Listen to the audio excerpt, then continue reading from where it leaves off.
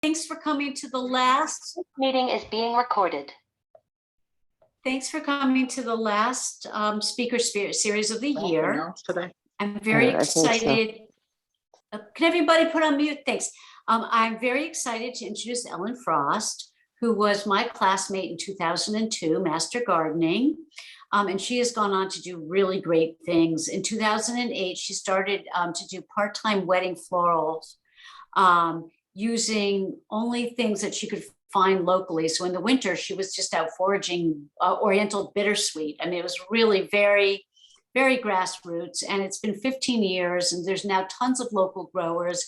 Her business has grown. It's huge. It's wonderful. She gives back a lot to the community. She's going to talk about her process. She's going to talk about her brilliant marketing strategy. She's going to talk about how she gives back and has created an entire community and has lovingly guided people to understand why local flowers are so important and so much more vibrant, really. So you can read her entire impressive bio. It's quite long. She's won many awards. It was published in clippings, but for the sake of brevity, I'm going to just ask Ellen to just take it away. And Ellen, thank you so much for speaking tonight. Hi, everyone. Can everybody hear me okay? Debbie, I'm good with sound.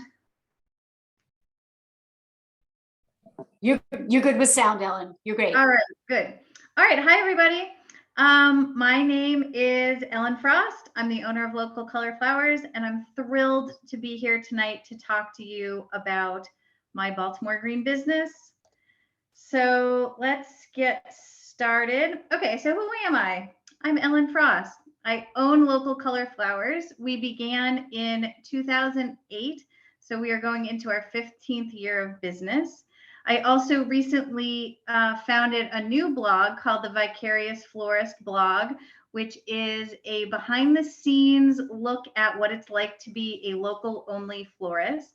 So it's a little bit of all of the things that you wish you knew, but Instagram doesn't show you.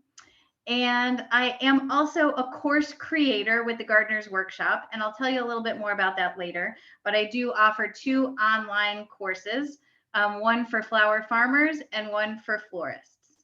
And as you can expect, I am a flower lover to the core of my being. And I'm going to tell you all about sort of my journey with local flowers tonight. And I know we're going to take questions, I think, at the end, but however you all want to do it, if you want to ask during or ask at the end, I'm happy to answer questions. Okay, so how I got started. Well, Local Color Flowers really got started before we incorporated to be a business. As Debbie said, I was in the Master Gardeners in 2002. I can't actually believe it's been 20 years. And I will tell you that I knew nothing about flowers when I entered into that class. I had never grown a flower. I didn't know any flowers. I had never had any interest in flowers. I bought a row house in Baltimore and I had a little yard, and I thought I should keep the yard up. And that's why I started the Master Gardening class, so that I could grow a little garden in my yard. And that was really the first time, Master Gardening, that I met people who grew things for a living. Like, that concept was so foreign to me. I just didn't. I grew up in cities my whole life. I lived in cities my whole life. I didn't, I grew up in Buffalo, New York. My dad worked at the steel plant. I lived there for 21 years. We didn't garden. I didn't know farmers. I moved to San Francisco. I lived in a tiny apartment. We definitely had nothing to do with farming or gardening out there. And it wasn't really until I moved to Baltimore that I became interested in, like I said, planting a little garden in my yard.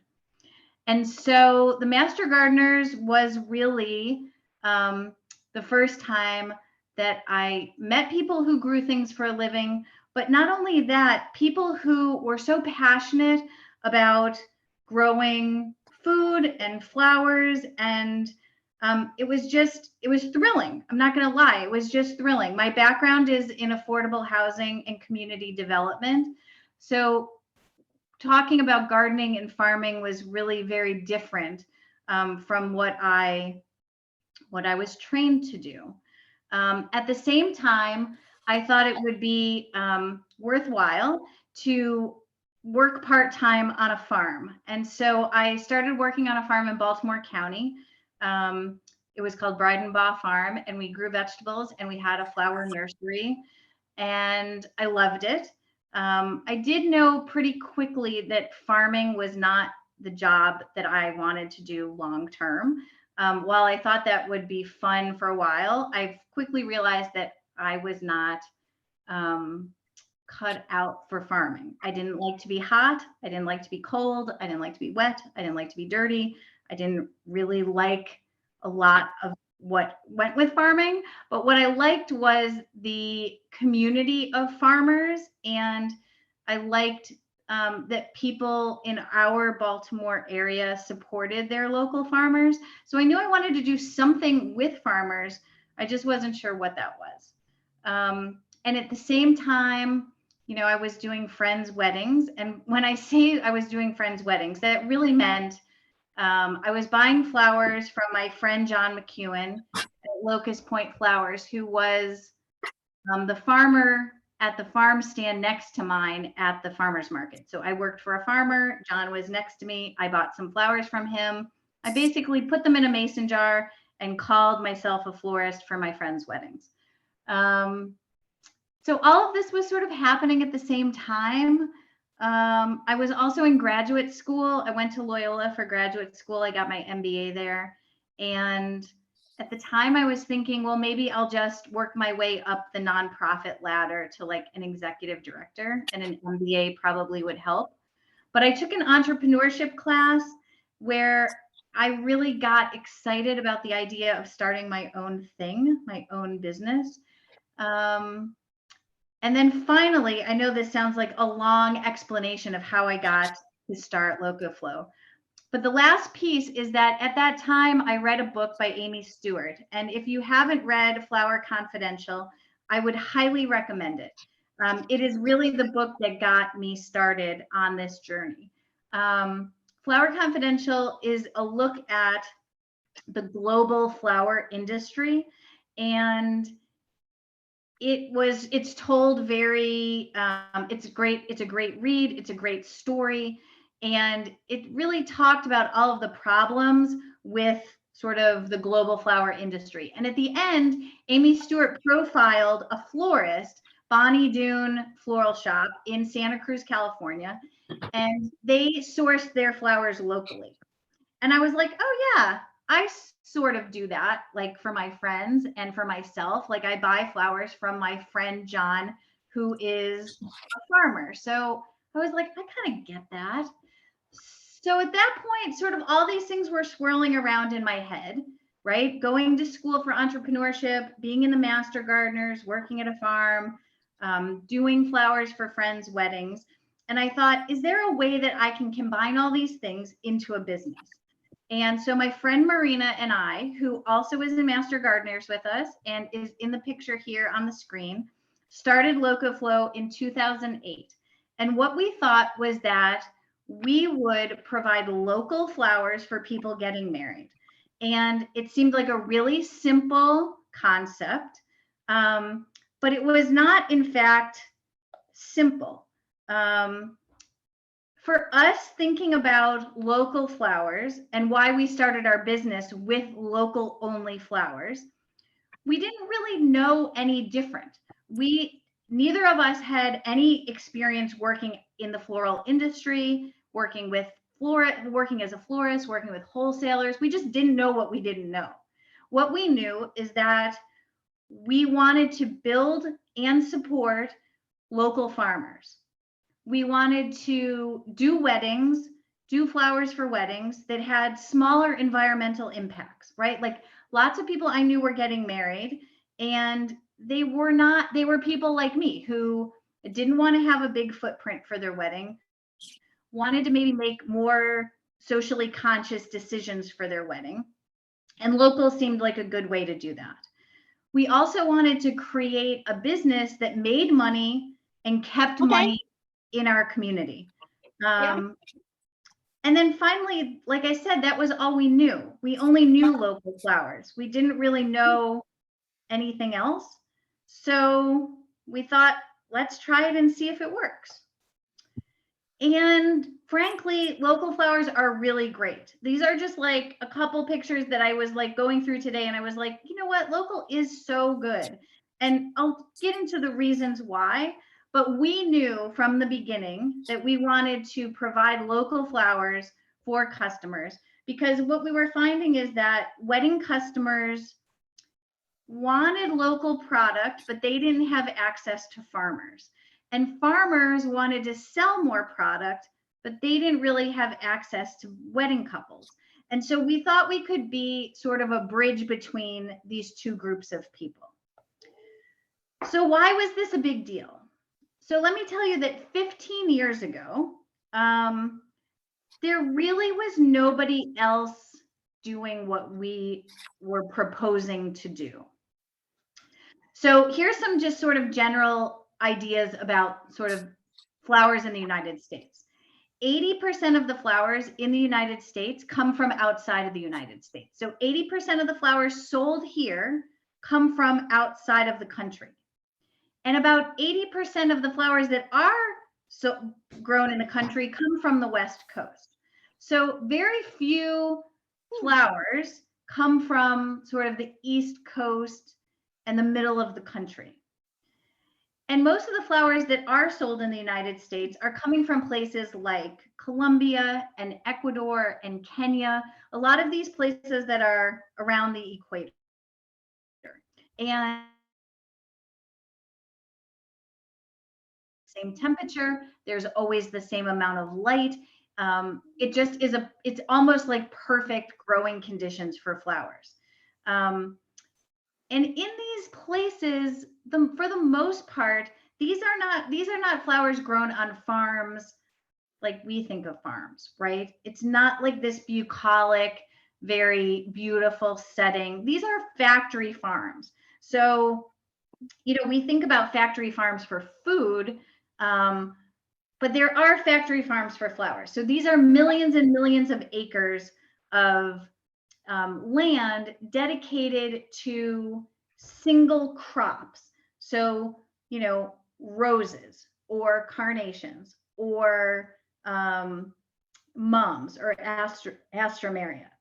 So these are not farms like you picture. Do you want to listen? Oh, sorry. Also, in these places, there are pretty lax environmental laws. There's pretty lax, you know, worker condition laws. So there's not a lot of protection for workers in these places. And so for us, we were like, well, this makes total sense. We want to support local people. We want to buy flowers from farms that we know, from people we know, from workplaces we trust. But nobody was doing that. Nobody was buying local flowers in that way. And not only was nobody doing it, nobody thought it would work, frankly. I remember very clearly, our first year in business, Marina and I went to a networking event, and a local florist came up to us and said, oh, I heard you started this new business. It's local only. It'll never work. Told us straight to our face that they thought it wouldn't work. And they went on and on about, like, I don't know, like how it wouldn't work in the winter and how no bride would accept the fact that, you know, we wouldn't tell them what they were going to get until their wedding day, just on and on. And Marina and I remember, we're not discouraged at all. We just thought, well, you don't know. You don't know how good this is going to be. You don't know. It was also like a big deal for us because basically what we were saying is we're going to start a business and we're going to work within this very interesting constraint, right? We're going to work within a local only framework. And frankly, most of our customers aren't even going to know what that means because nobody is really connected to seasonality of flowers, right? So even people who are sort of into local stuff, you might know the seasonality of food. So you know about when tomatoes are available or about when apples are available. But I'm pretty sure you don't know when gladiolas are available. And you don't know when Lysianthus starts because those are just not things that we are taught for sure. And we just don't have, we are living in a world where you can get anything at any time.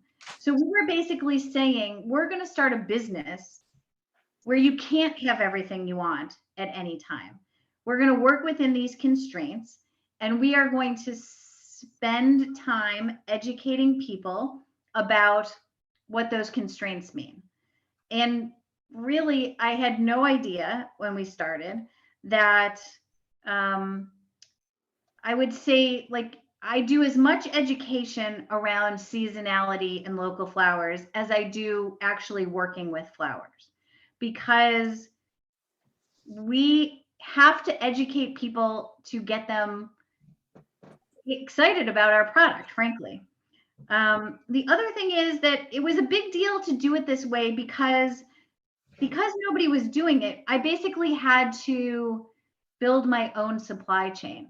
So I had to, most florists, the way they work is that they buy from a wholesaler, right? So they buy from one place and all of their flowers come from that one place. And they probably order online and the flowers come to them in boxes and they don't know what farms they came from. They don't sometimes even know what countries they came from. They just know that they came from the wholesaler. For us, we basically had to build relationships with every single farmer that was going to work with us. And right now we work with about 40 growers throughout the region. So we source our flowers from within 100 miles of Baltimore, and that's year round. And when we started with 3 farmers and we only worked during field season. So we worked like May to October. And over the past 15 years, I have built relationships with farmers all over the region to ensure that we have local product year round for our customers. So sourcing local was a big deal.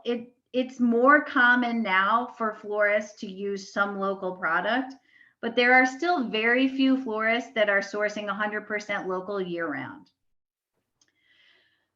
So what does that mean? Does that make us a green business? I mean, it's the first step in being a green business because sourcing local means we are, like I said, buying from close by.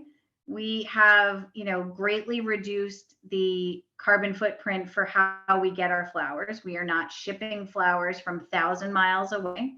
If you think about, I can just tell you like the process of sort of flowers getting to us, right? So flowers, most of the flowers from coming into the United States come from South America. So say you're in Ecuador and you are harvesting roses in the morning on a Monday. So you are driving those roses in a refrigerated truck to an airport, sometime that day. They are flying to Miami. That's where most of the flowers come into customs in the United States. And then you are waiting in Miami to get sort of approval to go forward. That could take a couple hours. That could take a couple days. So those flowers may be sitting on the tarmac, maybe in a refrigerated airplane hold, maybe not. Then they go through customs in Miami. Then they're put on a refrigerated truck or a refrigerated train car, and they come to Baltimore. And they go to a wholesaler and then they go in a cooler there. Then they go in a, refrigerated truck from the wholesaler to the florist. It goes in the florist cooler. Florist sells those flowers. So first off, you're probably a week into this process before the flowers get into the customer's hand. Next, you are, the amount of fossil fuel, the amount of input that goes into getting a perishable product from one place 5,000 miles away to another place is intense. So our flowers come, like I said, from within 100 miles of Baltimore.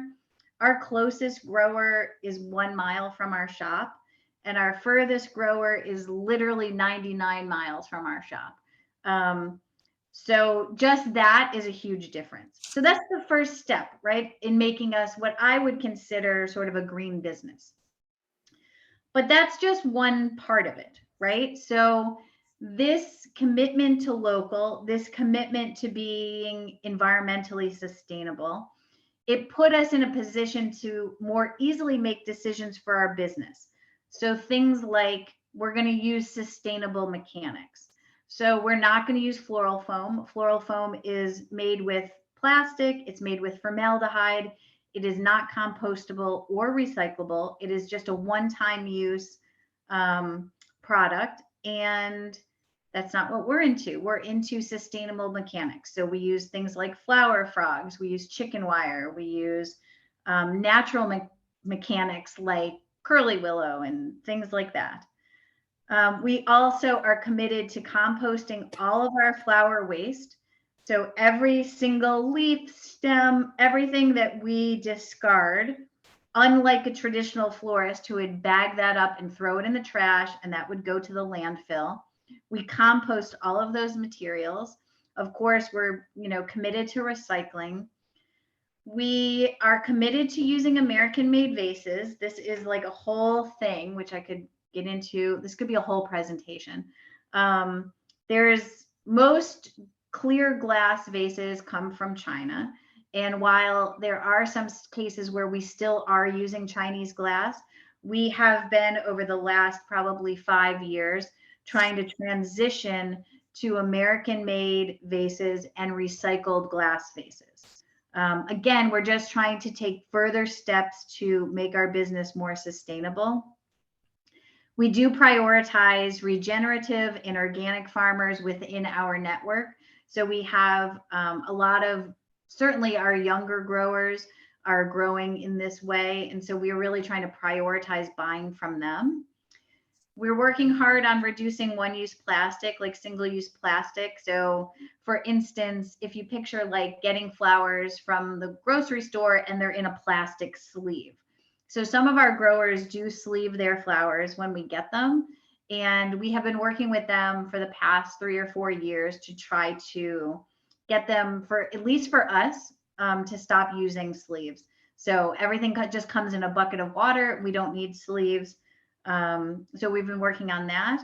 And then most recently, I would say in terms of like green business practices, in the last year, we have been working hard on trying to reduce the use of invasive species in our floristry, but also trying to work with our community of growers, both locally and nationally, to raise awareness about invasive use in floristry. This is it's a complicated topic. It is a topic that I am diligently learning about. I read about invasives almost every day. I have got sort of a stack of books that I'm trying to learn about, understand the effects of invasives in floristry, and try to work with our growers to not be offering so many invasives in floristry. So we are a green business, we are a sustainable business, and there's every day more that we can do to make our business more sustainable, if you will. And then, so we built this business and we have this great product and we have these great growers. And now we're thinking, okay, but who are our people? Who is going to buy this product? This is a unique product.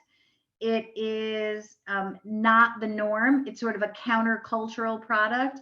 It is different than a wholesale product. But we knew that our people were out there, right? We knew that there were people out there that would love the things we loved, that would care about the things we cared about. And sure enough, they were out there, and our flower community, and we call them our flower people, they have helped build this business, and They are what completely sustains this business. And I'll go into a little bit more about sort of our community, but I want to just point out some of these pictures here. So the top corner is just some of our staff. We hire mostly from our neighborhood, certainly Baltimore City, but a lot of the people who work for us live in Charles Village or in Waverly. They can walk to work. They're really close. The next picture, if you see, there's like some tables set up in our shop. We had a flower trivia night, which we had about 100 people come to. It was free of charge. It was a really fun, awesome event. And then this is some of our staff, some Wreath class members, and then a party that we hosted. We have hosted the Farm Alliance fundraiser several times at our shop. We're strong supporters of the Farm Alliance in Baltimore, and always excited when we can do things together with them.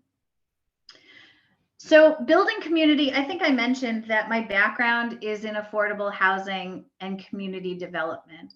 And when I started this business, my goal was really to continue to build community with local flowers as sort of the tool, right? So I was passionate about building community. I was passionate about Baltimore. And whether it was through affordable housing or flower design, I wanted to continue to build community with my work.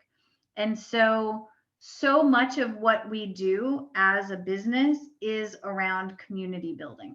And I'm sure that sounds weird for like, I don't know, not weird, maybe, but you don't hear like a florist shop talking about ways they build community.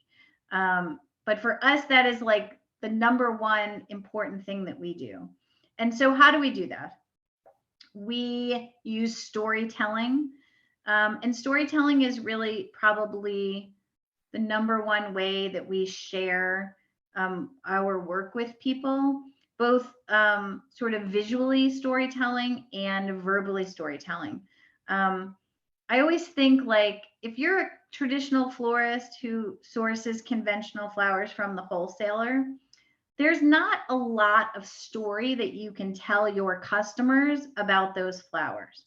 Yes, you can show that they are beautiful. They probably are beautiful, but you can't tell them the farmer that grew them. You can't show them videos of the farmer harvesting those flowers.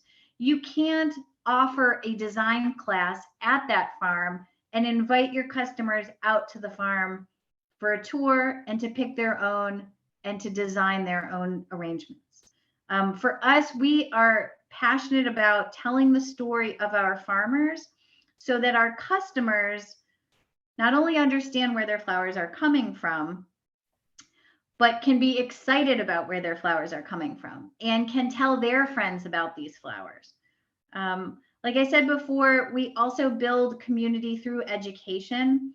So we offer in-person classes at our shop, and these are, pretty early on, we had to make a decision. Are we going to teach classes for professionals, like for other florists, or are we going to teach what I would call regular people?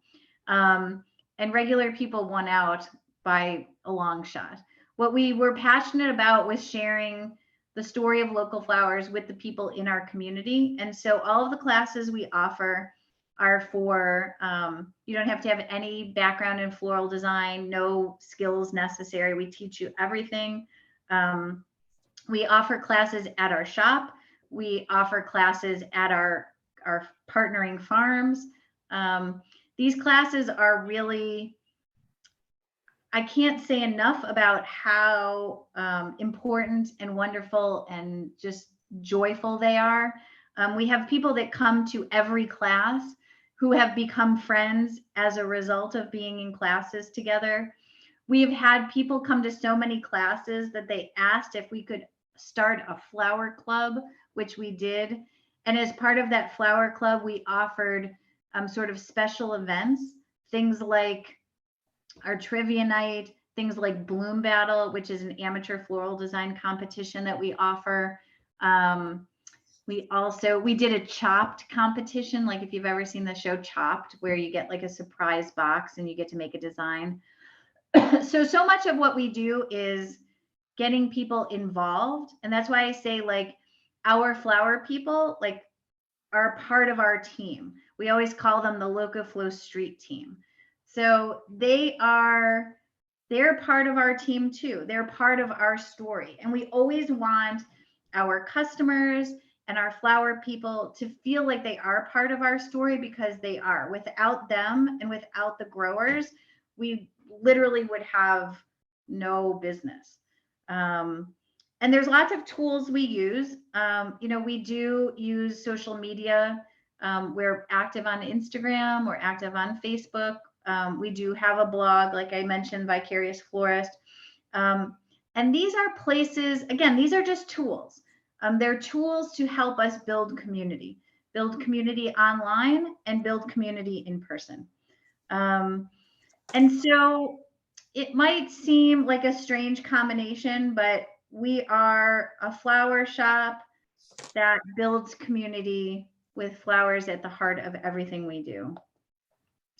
All right, so I'm going to take questions. I talk fast and I have a million more things to say, but I would love for you all to ask me some questions.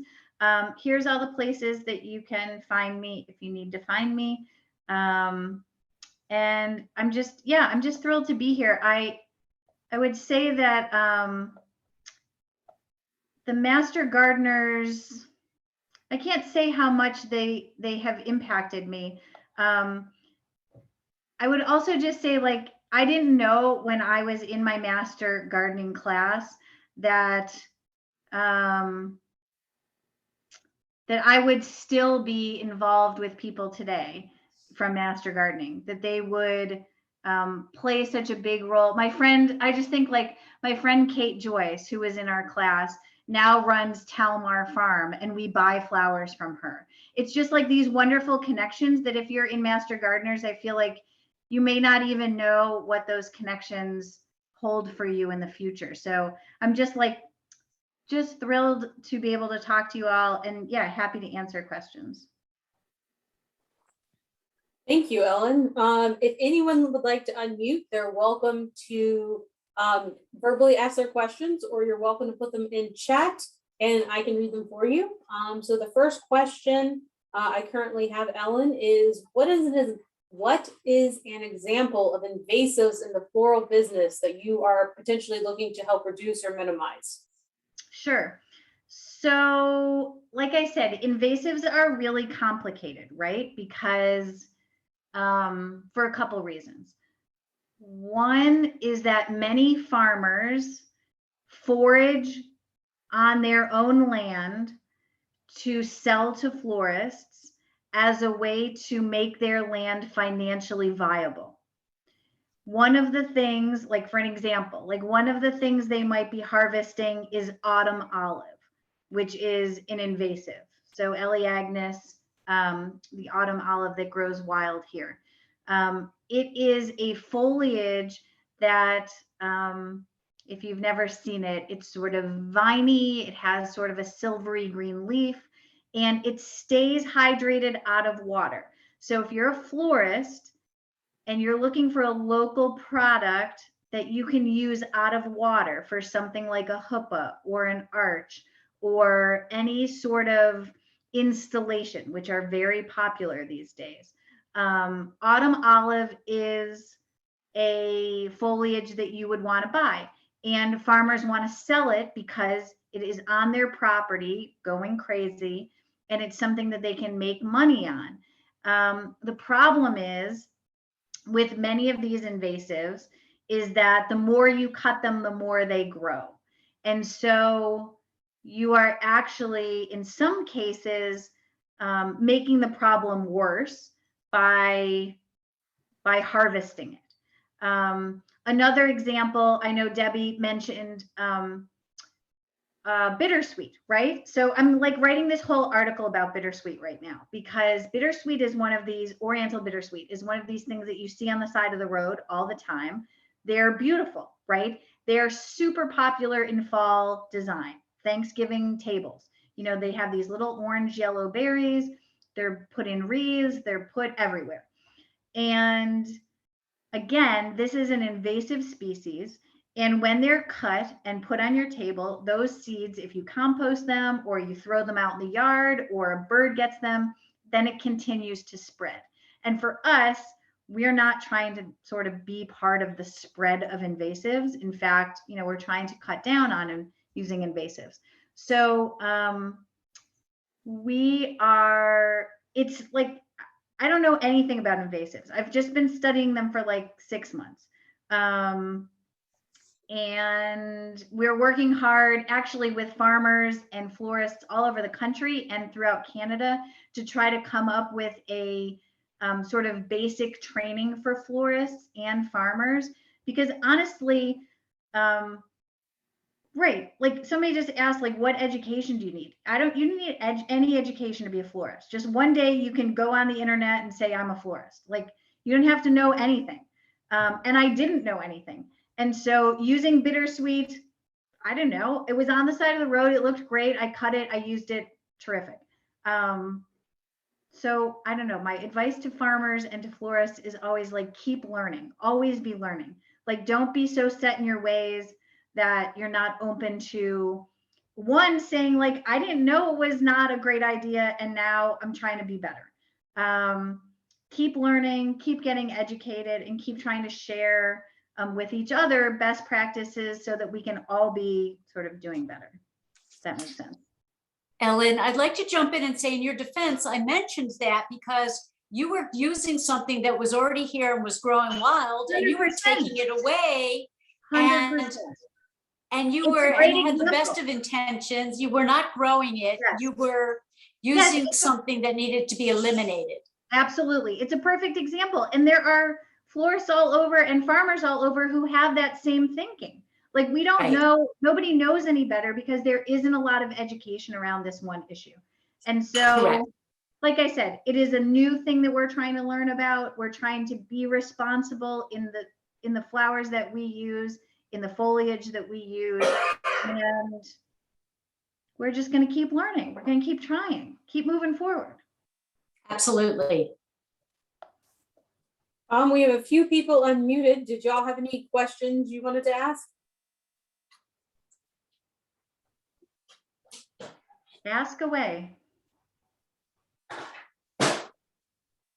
We had one other question in the chat, and it was, to the best of your knowledge, what was the first invasive before bittersweet?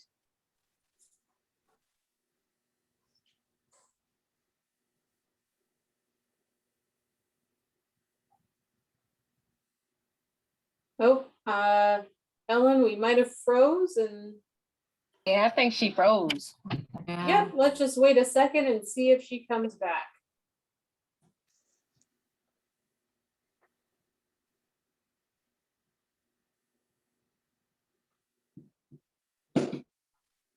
I'll kind of jump in since I'm the Baywise chair and try and answer till Ellen unfreezes. And unfortunately, there's so many, it's hard to list. There are the olives, the bittersweet, but porcelain berry. There's just, oops, is Ellen back? There you go. Yeah. Oh, the question on the table that Debbie was trying to help us answer was potentially what was the first invasive species before bittersweet? Debbie had just said a couple. Autumn olive. Autumn olive. Olive, yeah. Someone else asked us, what is the most popular flower you sell? Great question. The flowers that we use are literally different every single week. So depending on what the growers have available, it just depends. So like right now, last week was our last week of dahlias. So, dahlias are a hot flower for many, many months. Right now, probably our most popular flower is heirloom mums. So all of the big, beautiful, disbudded, big, fancy heirloom mums. And then, we're going to get into So this is sort of a weird time for us because we are right now transitioning from field flowers to buying from people in greenhouses. And in greenhouses coming up, like popular things are going to be anemones. So we get our first anemones like right after Thanksgiving, the week after Thanksgiving. Cut poinsettias, which are different than potted poinsettias. Cut poinsettias are super popular. They're called winter rose. They're like a single long stem with a big bloom on it. They look like winter roses. And then tulips, local tulips start right a little bit before Christmas. And then we move right into like spring stuff, even though it's still winter, like ranunculus, freesia, fancy tulips, all the spring stuff. And then, it goes on from there. Peonies, peonies are probably the most popular ever. They're probably, people's most favorite flower that we sell. But yeah, every week is different. That's one of the great things about sourcing locally is that you never get into a rut because everything is different every week. And it's also part of the challenge of our work is like not being able to tell people what they're going to get because we're just not sure what we'll be using.